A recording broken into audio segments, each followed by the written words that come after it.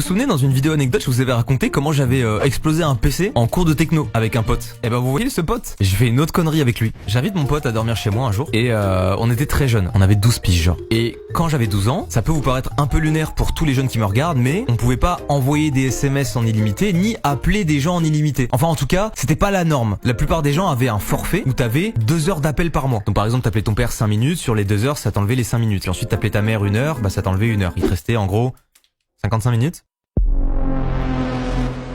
Et ce pote là, il arrive et il me dit: gros, j'ai un nouveau forfait là, il vient de sortir, ça coûte une blinde, mais j'ai appel et SMS illimité. C'est con, mais pour l'époque c'était une dinguerie. Genre vraiment on était content de ça, tu vois, on était en mode ouah, tu peux appeler qui tu veux en illimité, tu peux envoyer des SMS sans avoir à compter le nombre de caractères et tout. C'était incroyable. Tellement incroyable qu'avec mon pote on se dit: viens on appelle des gens au hasard. Un peu précurseur, McFly et Carlito avec vos concepts là, en mode on appelle des gens au hasard.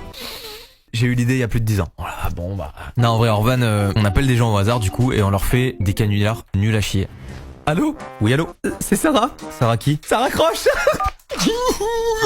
Ça c'est nous, on a les 12 piges. Et on fait ça toute la soirée et ça nous fume de rire. Parce que les réactions des gens des fois elles sont drôles. Et on appelle en inconnu. Il y a une manip je crois, c'est tu mets dièse 31 dièse et après tu tapes le numéro. Et ça fait un appel en inconnu. Globalement les gens ne répondaient pas. Et quand ça répondait on était trop heureux et on mettait en place une situation un peu en impro. C'est vraiment un concept YouTube. Et puis à un moment on appelle un gars et on prend une voix un peu en mode